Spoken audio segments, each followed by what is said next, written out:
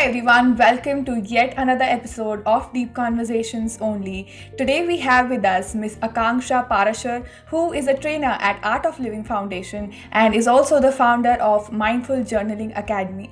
So, apart from my spiritual practices, you guys know that there's one practice that I vouch for so much, that is journaling, because it has completely transformed my life. It has helped me to build such great self awareness. It has helped me to improve my relationships. It has helped me to identify my limiting patterns and so much more.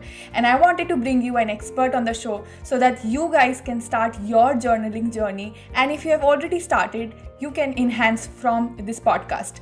So, welcome. Miss Akanksha, I am so delighted to have you on the show, and I am super excited because I know that I will take a lot of takeaways from this podcast. Thank you so much for accepting our request. Thank you, Sylvie. Thank you so much for having me. And I'm so grateful to be having this conversation with you and, exploring and talking both about journaling and our spiritual journey. I know you, for one, are also, a lot into, mindset building and building self-awareness. So, yeah, very excited to have this conversation with you. Thank you for having me. Thank you so much. So my first question from you would be that tell us the story about why you started Mindful Journaling Academy. What made you start a journaling academy, which is such a fun idea? Do you want the longer version or the shorter version? The longer one. Longer one. So I think Mindful Journaling Academy as such, the idea, it happened only last year. But the longer version is that it's when I started journaling as such. So it's about 5-6 years ago. I was working at Zomato.com. A lot of things were happening in my life. But I think I started having these questions and these doubts about, where my life is going, what I want to do. And I categorically remember there was this friend of mine who was leaving town. He was moving to Germany for his master's. And standing there at the airport, I am just wondering, listen, this guy, when we met in college, he said that, I want to do my engineering, then I'm going to do my BTech, my entrance exams for my MTech, then I'll go to Germany, I'll do my master's, then I'll work, for one of the automobile giants in the world. And right, Germany is big on automobiles, and he was doing his engineering and mechanical. And standing there at the airport that day just made me realize, this guy is my age, he's my friend, he's absolutely so clear about what he wants in his life. He's organized his life to kind of align his life around the goals that he has, and he's just going for it. He said something that he's going to do 4 years later, and he's actually doing it.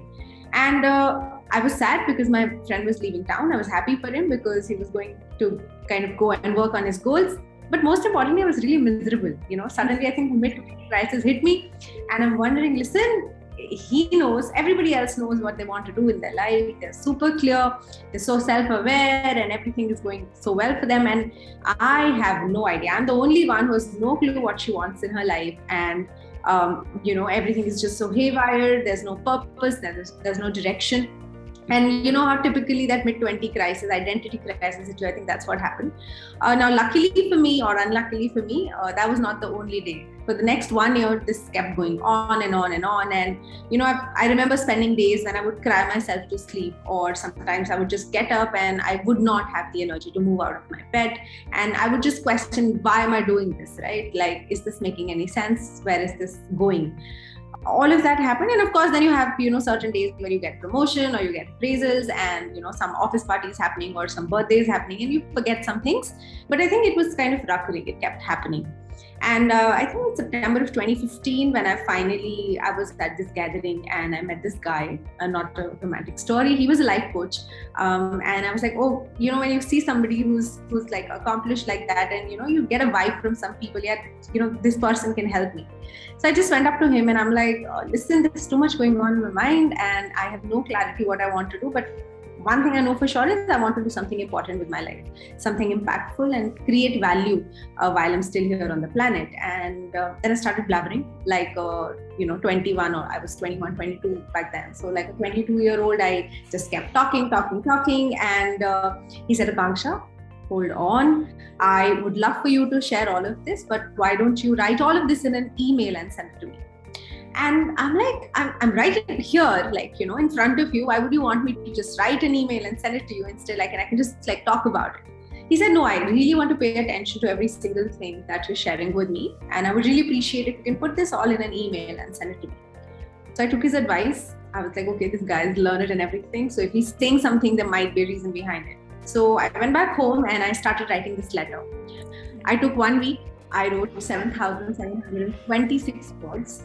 And, every day after work, I would spend a couple of hours just writing, okay, what's going on, what's in my mind, what I'm feeling. So last entire 1 year, ever since my friend left for Germany, till the time I met him, he still to date is my mentor, one of my mentors.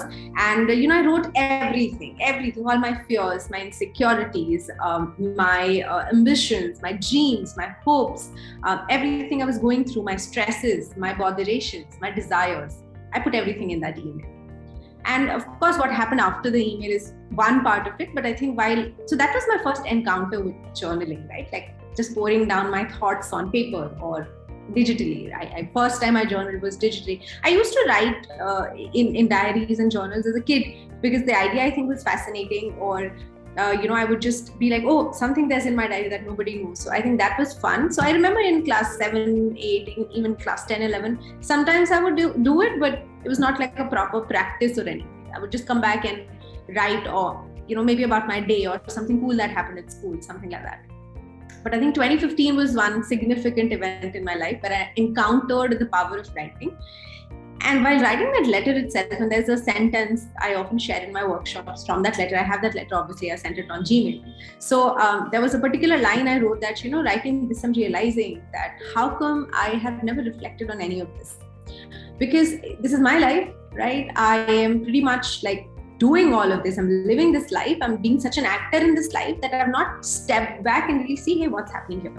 If I'm upset, why am I upset? What's causing this upset? And where I'm going to take this upset that I'm carrying. So I think that writing session kind of gave me an option to see the story not just from an actor point of view, but also from a director point of view.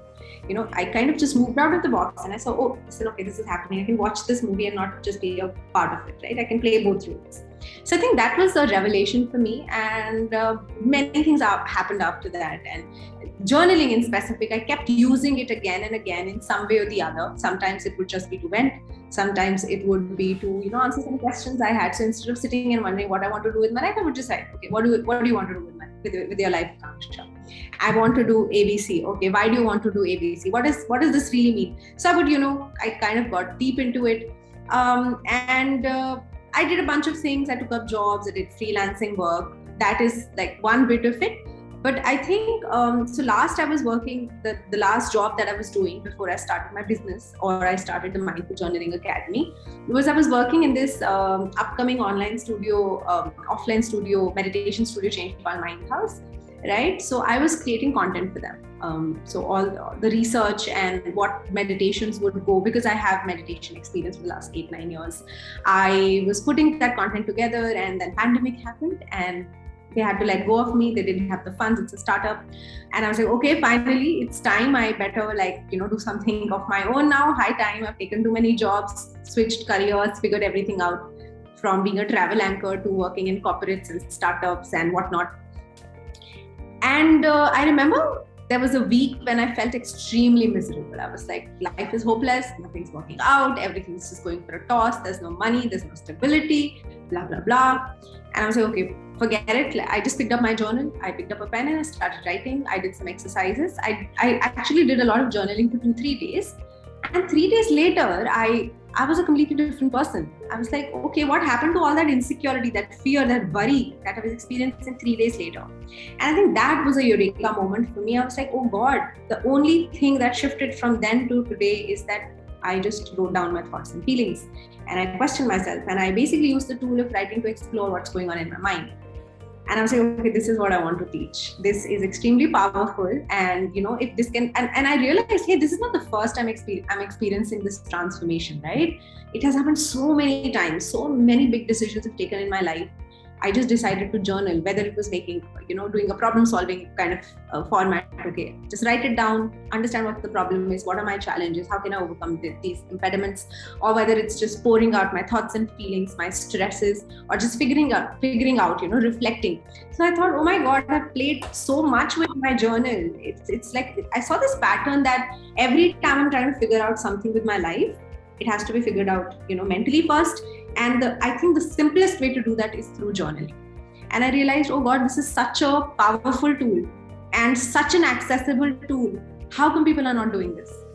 And then I thought, okay, let me just get on to it. And I thought, okay, let me put something together. I had been doing a lot of online certifications and courses from, universities across the world online ever since pandemic happened. And even before that, I'd say 2019, 2020, all of that was happening. And even in that, all that I was studying, whether it was emotional intelligence, science of happiness, well-being from these universities like UC Berkeley, Yale, I've taken some certifications from there. I realized that, again, a lot of things that they're talking about, all these concepts about building a meaningful life, they have a pattern where you have to figure out things mentally, right? It's all about a lot about mindset and understanding what values you stand for and everything.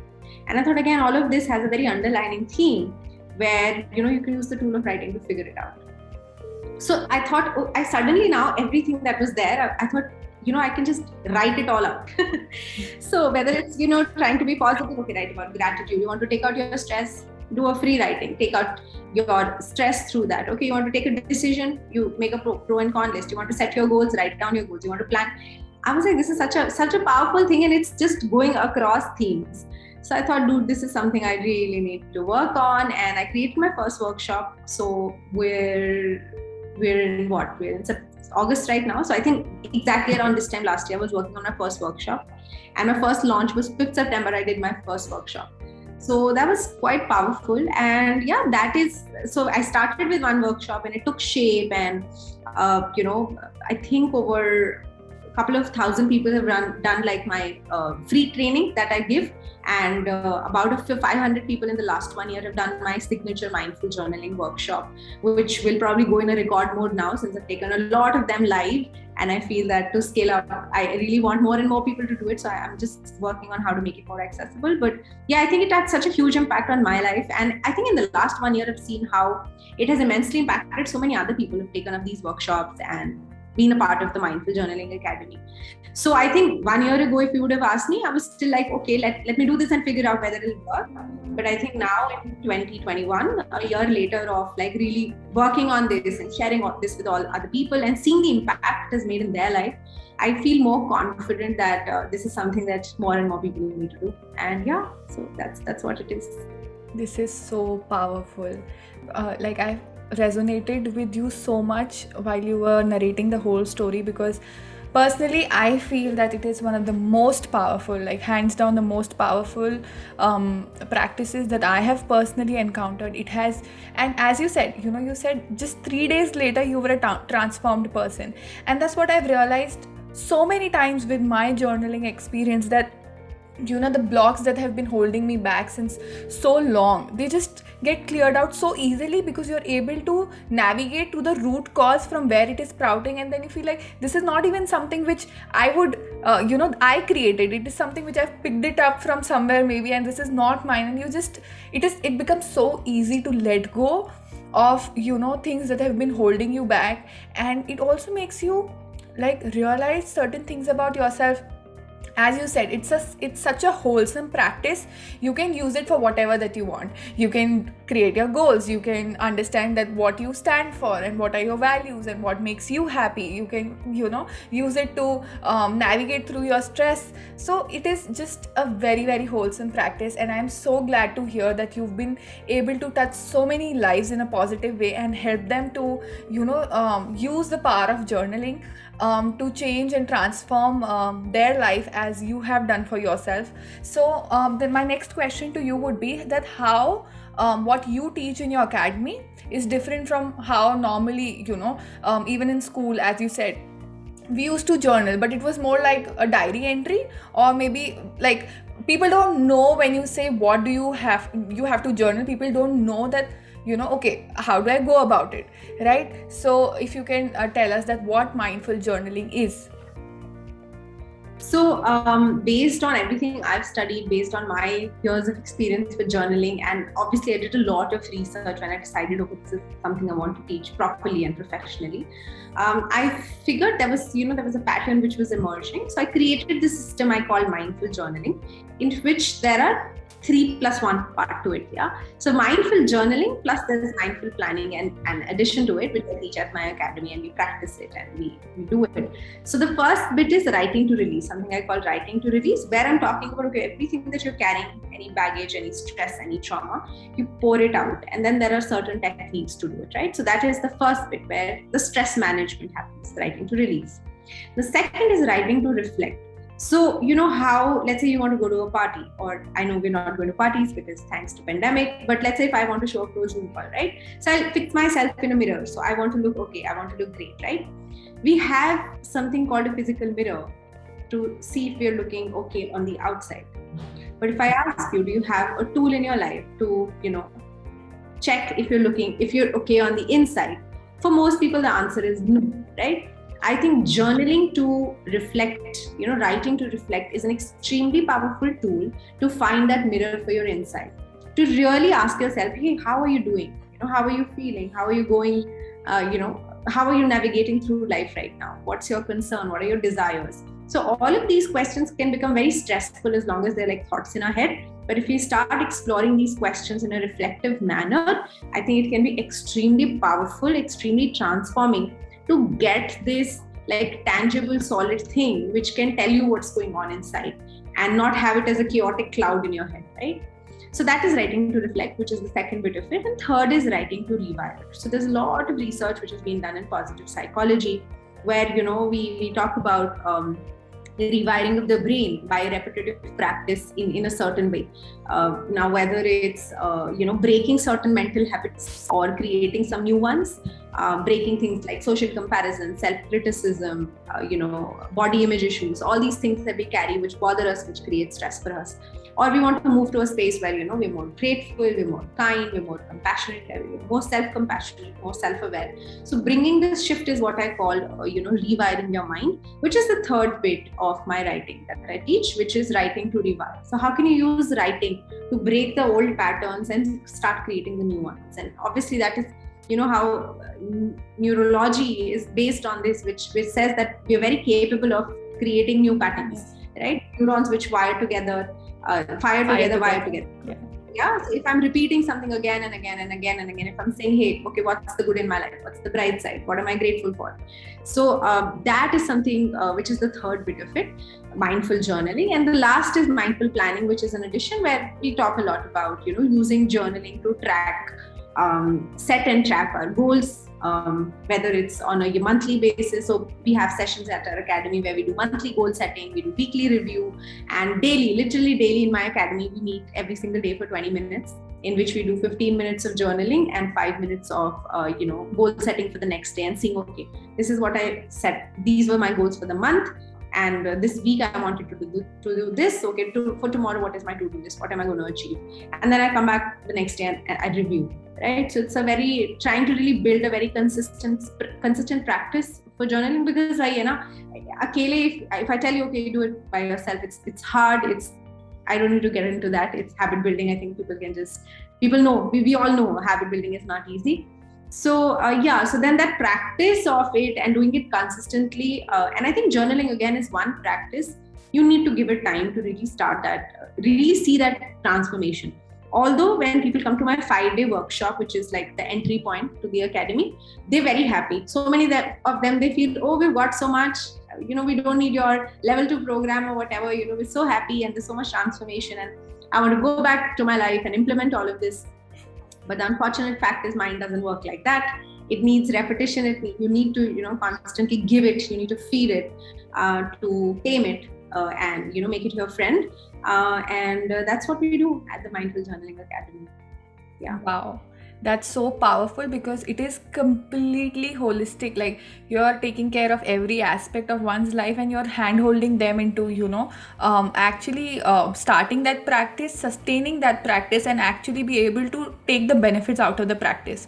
So that's amazing. Like I would want to do that workshop very soon because, Like, it's such an organized way of doing things that I'm sure would give so much insights to even somebody who has already been practicing journaling for a while, because the whole structure, mind actually loves structure and organization. That's how it really absorbs information at the best. So you actually creating modules particularly for taking care of one aspect of it is extremely powerful, and that reflects that you have had this experience for 7-8 years of journaling, because of which it is so clear in your mind as to how to go about the practices and how to divide for each one of us.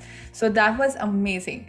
My next question to you would be that what has been your latest aha moment or light bulb moment with your own journaling practice? Like one Uh, personal favorite realization of yours which you've recently realized.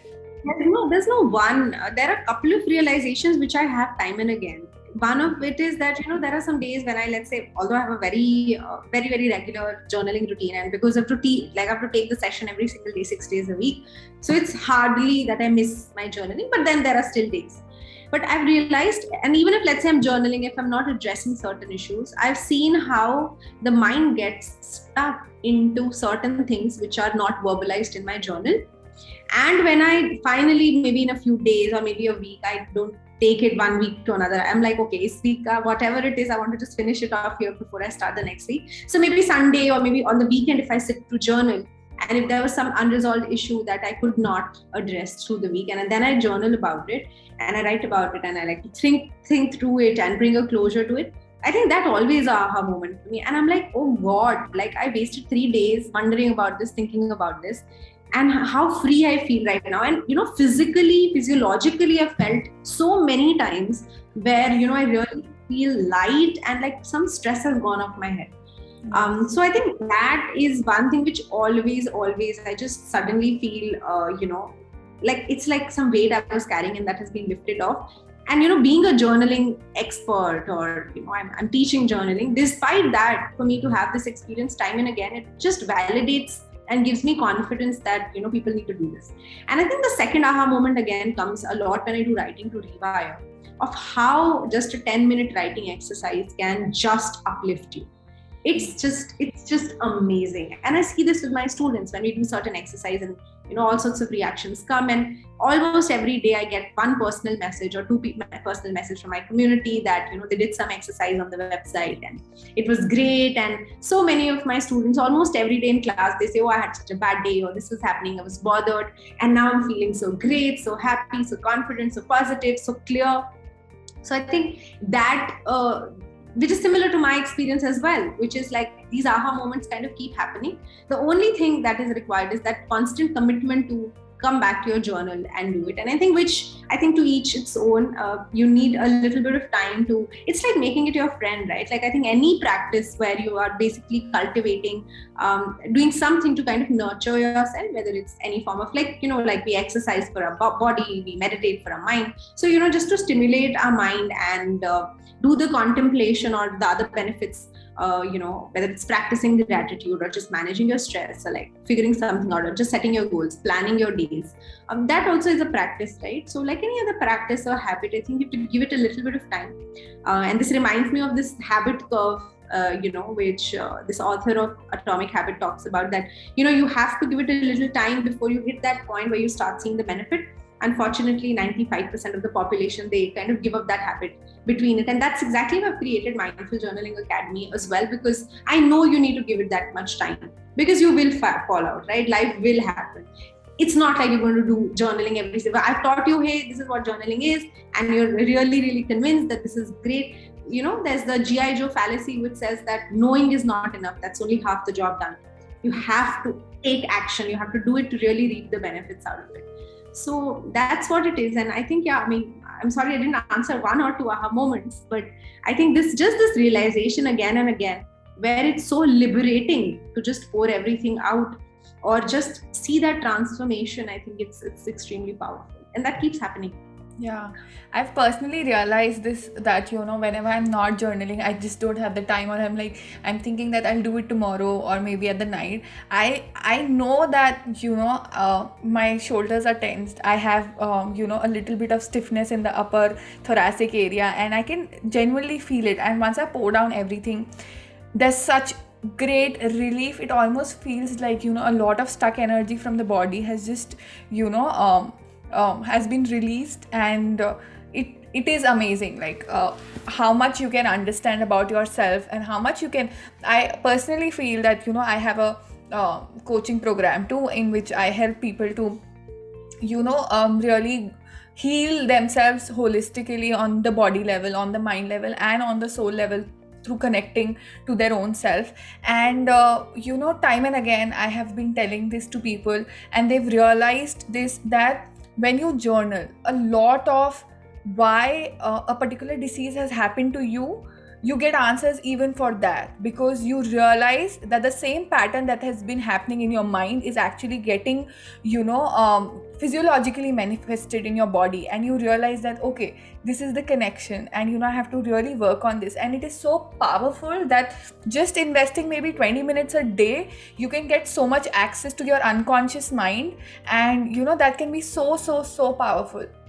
So thank you so much for doing this, and actually starting a mindful journaling academy. So I know for a fact that it is going to change so many lives on a greater scale as well. So thank you so much for sharing the whole process in detail, what you do in your mindful journaling academy. My next question to you would be, since you've spoken about gratitude a lot, I want to ask you that how gratitude changes our life when we consistently practice it. And yeah. I think there is, and tell this to my students often, if there is one thing you want to journal about for the rest of your life, it has to be gratitude. Yeah. Yes.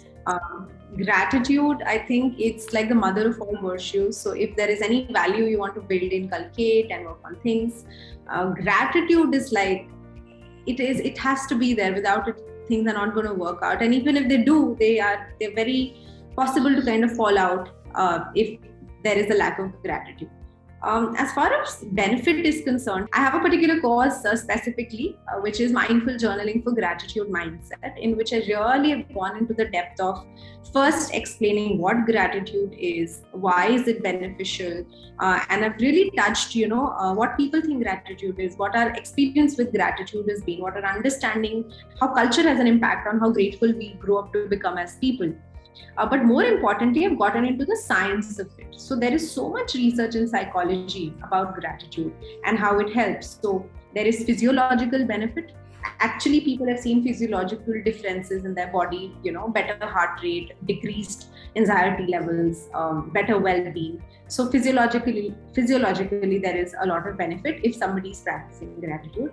Psychologically, there is definitely a lot of benefit. People who regularly experience gratitude, there are many tests which have been done, researches which have been conducted, where they have tested people who practice gratitude for a while, and they've seen a spike in their subjective well-being. They've seen a spike in how happier they're feeling, the fleeting positive emotion increasing because they're practicing gratitude. Then the third benefit that people derive is social. So people who practice gratitude are also more socially connected to other people. So I think that probably is because they tend to really appreciate the social connections they have, and they are more appreciative of what they're getting out of other people. They're more grateful about it. So obviously, if you're doing something nice for me and I'm grateful about it, so I'll say, hey, thanks Surbhi, this was so awesome and I'm so grateful you did it. And now it's basically creating a loop of happiness, gratitude, right? You're like, oh, she's appreciating me, and you'll want to reciprocate that kindness or that appreciation, and then gratitude just puts you into a very upward spiral where you create better social connections. Not only this, research shows that people like people who are grateful. So Yes. if you have two people who are like very similar to each other, or two set of friends, and one friend is always complaining and cribbing, the weather is not good and my boss is not right and blah blah blah, versus you have some friend, oh, the weather is not good, but that's fine, I'm in sun, let's just enjoy the AC today, or my boss sucks, but never mind, I'm with you right now and I'm having a good time. So people who generally have a tendency to be grateful and appreciate and savor what's going well are likable people. In fact, research also shows that managers and bosses who are grateful and appreciative are liked more and they progress more in their careers. Yes. So benefits of gratitude are intense, insane, and they're massive. And personally, there have been, certain low points in my life where I have felt lost and I don't know what the hell to do. I remember this one time I was in Jamshedpur when I was working for Tata Steel, and I was away from my family for the first time. I've been born and brought up in Delhi. I've always lived with my family, a set of friend circles here and everything. And suddenly I was just, taken out of my world and put one end of the country. And that was a very hard time for me. And for a few months, I was in such denial. And I was like, okay, let me just figure out a way to get out of here, like take another job and whatever. But I remember distinctly when I decided, listen, enough is enough. Till the time I quit this job, whether it's in the next month, 3 months, 6 months, I need to be okay with the life I'm having here. I need to start enjoying it. And my only answer, like from inside, was okay, I need to start practicing gratitude. Enough of like lack of acceptance, complaining, crippling, and just staying in regret of, oh, why did I take this job? Or just keeping, even if I was thinking about good times, it comes with a sense of remorse. It's not there now. It was there before, but it's not that now. So I was like, no, I'm going to today. What is good in my life? No, I'm waking up today. What is nice today? Let me appreciate that. I'm healthy. I'm here. And the same job, which sounds so irritating, it's paying your bills. It's giving you some. You took up the job. Like I took up the job specifically because I needed some money at that point in time. And I was like, listen, I'm able to pay off all those things that I wanted to, right? So just that, I think it's just a mindset shift. It's not like life is changing. Yes. Circumstances are going to remain the same. It's just that when you start practicing gratitude, that shift in the mindset, it's very, very empowering and powerful. And suddenly you start feeling life is good, yeah. And you're like, oh, let me just live it. It's not so bad. So, I think, and very interesting thing, and I say this often to my students, is that you cannot be angry when you're grateful. You cannot be miserable when you're grateful. You cannot be upset when you're grateful. You cannot be jealous when you're grateful. You cannot be insecure when you're grateful. You cannot have self-doubt when you're grateful. So if you can really cultivate a mindset of gratitude and be grateful about everything in your life, you, yourself, your mind, your body, your opportunities, your relationships, you will come to a point where you'll start, being anyone, you also start being grateful for your challenges. Yes. Because if you look back in your life, the best you've become, all the time your talents and your skills came out, it's when you had challenging times in your life, right? Absolutely. So I think the mindset shift is extremely powerful. And that's why I think if there's one thing that you should journal about, it's start a gratitude journal. Yeah. This reminds me of two things. The first is I always say to people that there's just one way to look at life, the correct way, and there's no other way. And that way is to treat everything as a blessing or a blessing in disguise, because it's all about developing that eye about, what this opportunity is trying to, either it's trying to make you learn something or it is making you, progress in a very positive way, right? And there's no other way. And it also reminds me of one of my favorite quotes from Dr. Wayne Dyer, where he says that, when you change the way you see things, the things you see change. And that really resonates with me because I personally, 1 year back, things were very tough for me. I felt sick and, life just felt like everything is collapsing because I was always this go-getter, doing internship after internship, doing good at college, making new friends, meeting new people. And I was always this kind of person. But then somehow, in college, my mental health messed up a little. And then post that, this disease happened, which was almost heartbreaking because it was something which I never expected. Nobody expects to get sick so terribly, but that if there's one thing that really helped me was the attitude of gratitude, because I don't know how it happened, how I became so sane. I genuinely don't know it. I always feel that it's God's grace that, sometimes right things come to you to help you through that phase. And I realized the same medicine. I was cribbing about my medicines because, I was on heavy doses of steroids and they would give you so many side effects. I lost all my hair. My skin got really thin. I had so many stretch marks. My face swelled up, and I would hardly be able to walk, few steps, and things were miserable. But I realized, and I was cribbing for a week now. And then I just suddenly realized that what if I didn't get these medicines then? I would have probably not survived. And these are the same medicines which have given me my life back. So might as well be grateful, rather than, crib about the side effects it has. And you will not believe, in just 1 week the side effects went away. Like, I stopped giving a damn about the side effects.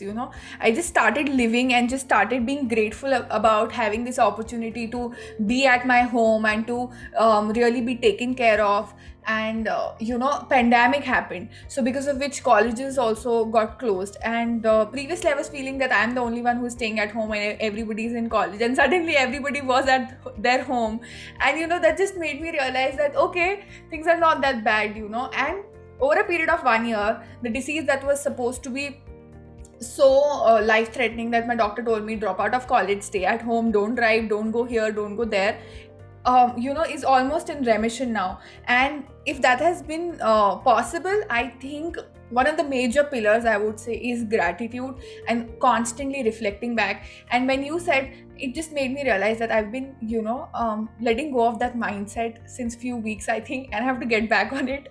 So thank you for that reminder that yes, gratitude is one of the most powerful emotions, and as you said, that it is the mother of all virtues. So if you are not, if you want to be compassionate and kind and loving and all of that, the first thing that you have to cultivate is gratitude. And that was so rightly put by you. So my next question to you would be that, how would you like, what would be your personal favorite tips for somebody who is just beginning out on their journaling journey? Yeah, I think I would say something I've already mentioned. I start with two things. One is just block 10 minutes. Some time in your day when you're relatively free, there's no distraction. So just 10 minutes with yourself where you just go and you just pour your thoughts, Yes. right? Just simple, whatever is on your mind. What am I thinking? What am I feeling? What happened in my day? Just like, okay, the idea is to, just take a, mind dump or a brain dump, basically. Just, okay, whatever I have in my mind, I want to put this down on paper. So just the exercise of doing that, it scientifically frees up, by the way, your working memory, and it helps you release stress. But research shows verbalizing your experiences, when you write about them, a couple of things happen. First, the impact of this experience, the emotional turmoil which is going on because of experiences, that reduces. The second thing is you're able to understand what's happening mentally instead of just being stuck with it. Right? You're able to process those thoughts. And third, very interestingly, which not a lot of people know, is that it also degrades in your memory. That is why when you're writing about things which are stressful for us, over a period of time, it kind of goes away from our mind, it kind of degrades in our memory. And that is why writing becomes so powerful, because it's not like stuck there, right? You've just taken out an opportunity to put it out. So one thing, if you're starting out, definitely don't do too much. Just take out 10 minutes and start putting down anything that you have in your mind. Maybe some days this is something you're planning. Some days this will be something that irritated you. Some days this will be something fun that happened and you're feeling so great about it. So just write down about your thoughts and feelings. And something that I always end any journal entry with is, so take out 2 minutes. Let's say, okay, so 10 minutes you're writing, then take 10 plus 2, last 2 minutes, to just write something good that happened in that day. Right? Just bringing your focus to something good, right? I know gratitude, I know we're talking about it so casually, but for a lot of people, when life is going bad and they're miserable and stressed, it's like, listen, a lot of times people tell me, Akanksha, I mean, like, gratitude is great, right? But I lost my job, or I'm having a fight with my girlfriend. Do you really expect me to be grateful about any of this? Right? So, which I understand, it's human, right? But still on that day, what you can do is, and I call this like a cheaper version of gratitude, is an exercise. I say 3 good things. So just list down 3 good things that happened in that day, right? And that will just at least shift a little bit of your mind to a more appreciative mode. And these things, it's not like you're making shit up, right? These things did happen in your day, but it's just you're bringing your focus to the same things, like you just said, right? That focus is kind of going away, and then you suddenly, when whatever you focus on basically grows, which what basically means is that it's like the same things are going to exist. Like you said, the symptoms went away for you, so it's possible that they didn't really go away. It's just that because you're not attending to it, they were not so exaggerated in your mind, right? Yes. And that's the idea of 3 good things, which is doing the opposite. So even if it was just a cup of coffee your mom made for you, when you say that, okay, the good thing that happened in my day today was my mom made me coffee, and you take a moment to appreciate that and to say that, I felt good, I felt cared for, I'm grateful that I have my mom, and she cares for me, and we have this connection that without me telling her, she knows maybe I need a cup of coffee or tea, and she made that for me. And isn't that a wonderful thing? So it's just like starting to savor and celebrate these little things in life, which can make your life, I'd say, overall very enriching.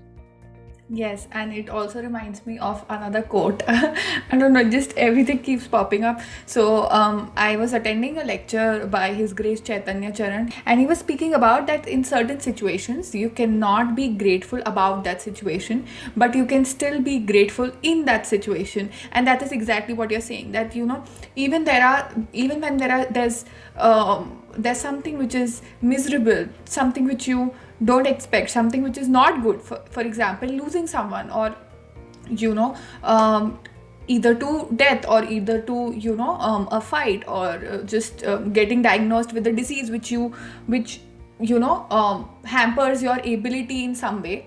There is still, these are hard situations, and it does not mean that having a breakup or just having a bad day is not hard. It is equally hard, because whatever that you're thinking is hard in your mind is hard for you, and there's no excuse to it that that this is not even valid. Like, everything is valid, but the point is that you have to understand that there are still a lot of things that are going right in your life. And when you just see that, I think it eases the process a lot more. And I know that it can be tough on a lot of days, but as they say, that the tougher the situation gets, it's important for you to actually practice all that you've been practicing in the good times.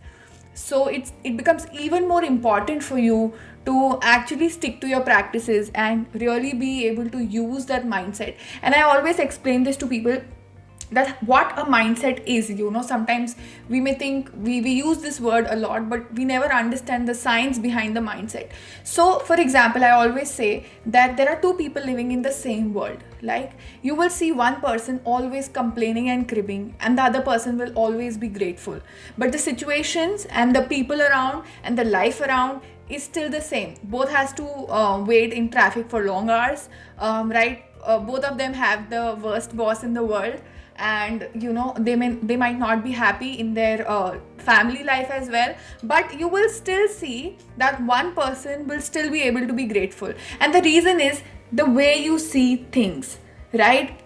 It is like a lens, and eventually when you keep seeing good things through that lens, you automatically attract good things in your life, because that is how you train your mind to see. So even if you will face a bad situation, like a health crisis or something, you will still realize that, okay, I'm glad that this happened at this point in my life, where I am financially secured, that I'm able to take care of myself, I have a family which take cares of me, and I have the opportunity to change the habits that led me to this point.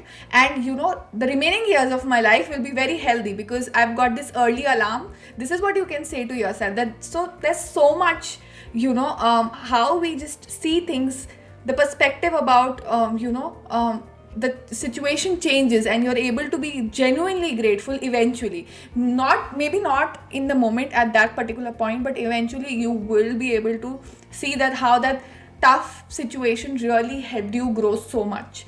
So I think gratitude is very, very powerful. And, if it's becoming hard for you to be grateful, I think you should definitely join Akansha's workshop, because I know for a fact that she's so clear. You can see, guys, like she's so clear. And I know that a lot of her clarity comes from her journaling practice, because she has been able to constantly contemplate and ask the right questions to herself. And that is why it becomes so easy to have a mentor, because they've been through that path which you want to walk on, and they will just help you and reduce the time period for you to actually get there where they are today. Probably because what she's doing for her students, she has learned over 7 years, and you are getting it in couple of days or weeks. And I think that says a lot about having somebody to guide you in the process. So I am like heads up for the workshop, because I genuinely want to learn everything that you have experienced and absorbed over these past years. So my last question would be to you, that how has it impacted your spiritual life? Like how journaling has helped you in your spiritual path?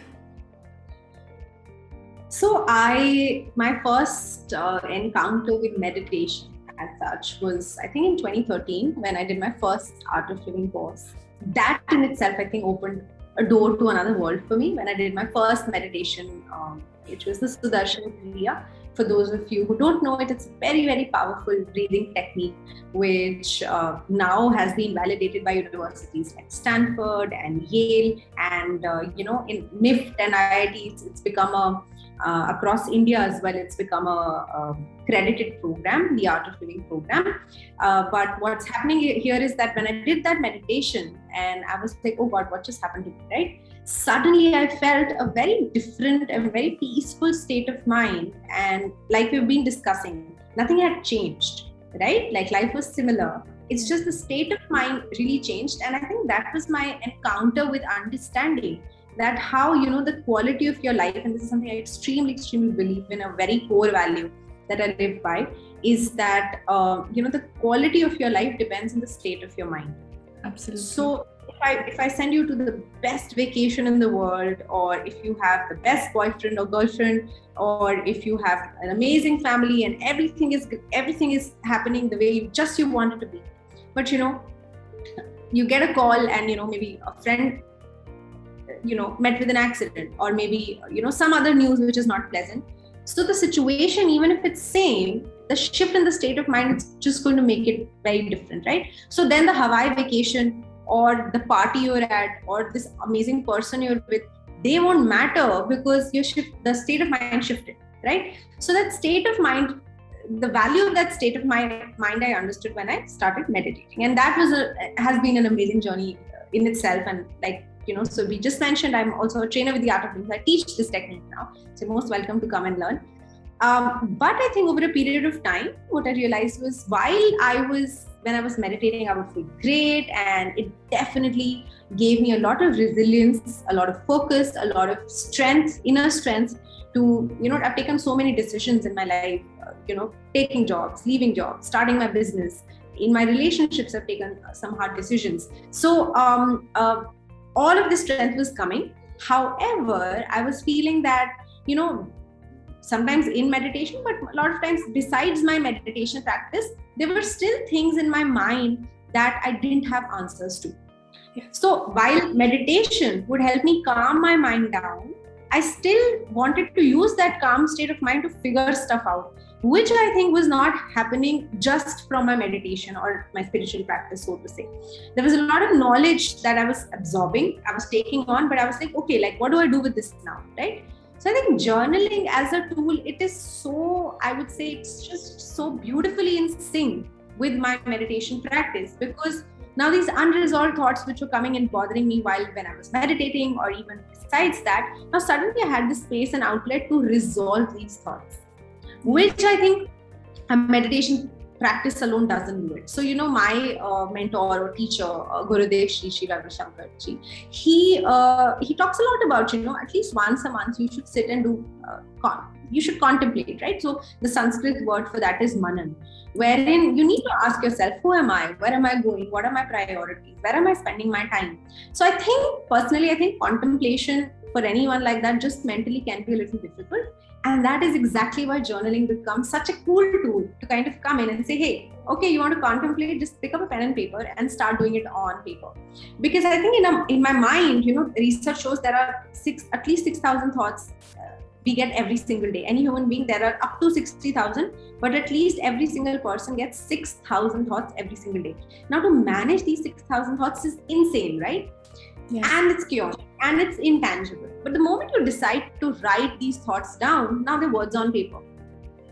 And you're able to become the director instead of being an actor. And now you can decide, okay, where do I want to navigate the story? What's the next scene? What's the next move in the story? Instead of being driven by the story itself, right? Yes. So I think that is where I think I feel extremely lucky and blessed that I kind of encountered this beautiful combination of the spiritual path or my meditation with journaling, because I think they complement each other so beautifully well and just make it a more wholesome experience. And my intention with my journaling students remains that they do the spiritual bit, and my art of living students, my meditation students, I tell them that you should definitely give journaling a shot. So I think the mix of both is what makes my life work. It's a unique and a beautiful recipe. I think I kind of discovered.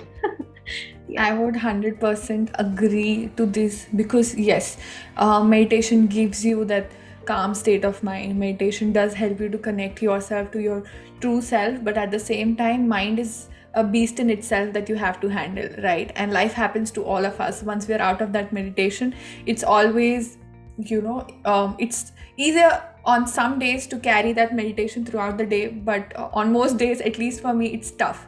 And I just the whole journaling experience, I think, helps you to befriend your mind rather than the mind dominating you and making you a slave of it.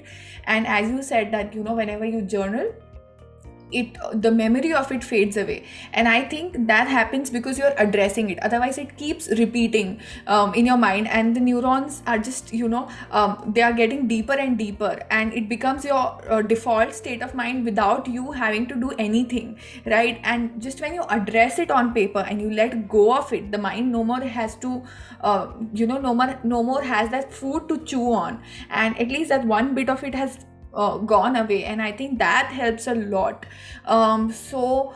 Yes, absolutely, 100%.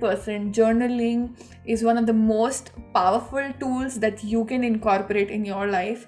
And just a last question, that if you have anything to say to the audience regarding journaling, or just your personal bit, whatever that you feel like. Yeah, I think there's this reel that I made recently, and I think that is something I would want to leave everybody with. It's we all actually, at the end of the day, if you look at all your desires in your life, whether it's a job you want, or you want to be with someone, or you want to travel, at the end of the day, I think everybody is looking for two things. First is happiness, and second is freedom, right? If you really think about anything that you want in your life, why do you want it? So ultimately, either it's giving you some kind of freedom, some kind of relief, or it is giving you happiness, right? Yes. And I think that if we try to, pursue happiness or a peace of mind or that freedom through, achieving things in life, I think we'll be constantly postponing this experience of just being at peace with ourselves and happiness. Instead, my proposal and what I invite you to do is that, learn to handle your mind. It's as simple as that. It is not like things are going to be very different suddenly. So one day if you feel, oh, everything will be fine, maybe when I get this job my life will be sorted, or when I marry this person I'll be happy. Still life will happen, some new circumstances will show up. But I think in middle of all of that, if you can cultivate ways to handle your mind, befriend your mind, like so beautifully put, I think that will really help you navigate through life in a more peaceful and happier way. And I think that is my aim with whatever I do. I just want to help people learn how to handle their mind so that they can build a life which is stress-free, so that I can help you build a life, which is stress-free, happier, and more fulfilled and full of meaning as such. So yeah, that's my last message to you. Thank you so much. This was so powerful. Also, I just want to say that you guys should follow Akansha, because her page is so full of positivity, and just the way she presents everything, it becomes so entertaining for you, and it doesn't feel preachy at all. Because I personally feel that I tend to go a little preachy sometimes, but I take inspiration from her, and I just keep admiring her skills to present everything in a way where it feels like everything is very relatable, and everything is very inspiring on her page, something which will definitely help you to take action, because that is the purpose. All that we want you to do from this podcast is to actually take a notebook and a pen and start journaling, and there's no secret to it. Maybe at the start you might not feel that you have anything to write, because you feel like my mind is blank suddenly and I don't want to write anything, but just stick through the process, just sit and just if even if you don't feel like writing, just start doodling. Something will come up, I'm sure, and then the process will become so easy for you that you will not be able to leave it. I personally know that I just there are days when I want to address a lot of things and I just can't get rid of my journaling. It feels like I want to journal the whole day and figure this thing out. So just get started, and I just hope that this podcast gave you enough inspiration and to actually start your practice. And if you do want somebody to guide you, which I absolutely recommend, because I personally feel that mentors are powerful. Having someone to guide you through the process is important. You will save 7 years of trial and error. Just imagine, that's huge, because sometimes we are in this mode that, oh, I can do this by myself, right? Yes, sure, you can do this by yourself, because there are people who have done it by themselves. But the point is, if you don't want to take the amount of time that they did it in, and if you want to really reduce the time, I think having a mentor is extremely important. So if you would like to get into Mindful Journaling Academy, I will leave the link of her academy in the description box, also her Instagram handle. So please don't forget to check that out. And you can always talk to Akansha. She is very approachable, and I'm sure that she's going to help you in amazing ways. So thank you so much for being there on the show, sharing your wisdom so openly and inspiring people, because I'm sure I've learned so much. I will go through this podcast again while I'll be editing, and I will be making notes, because there's so much goodness that you've spoken on the podcast, so many valuable things that just reaffirms my faith in the process of journaling, not just in a feel good way, but also very scientifically and very research backed up. Right? So thank you so much. It was a pleasure and a delight to have you on the show. Thank you so much. Thank you so much, Surbhi, for having me. You're such a wonderful host. I didn't feel like I'm on a podcast. I was just like sitting and talking to a friend. And you have such a positive and very welcoming energy to you. And I wish you all the best with this podcast. Thank you, everybody who's listening in. I think you really enjoy Surbhi. That's why you're here. And yeah, I'd love for more and more people to listen to you and get benefit from the awesome work that you're doing. And I'm so grateful that I got the chance to be here with you. Thank you so much for having me. Thank you so much.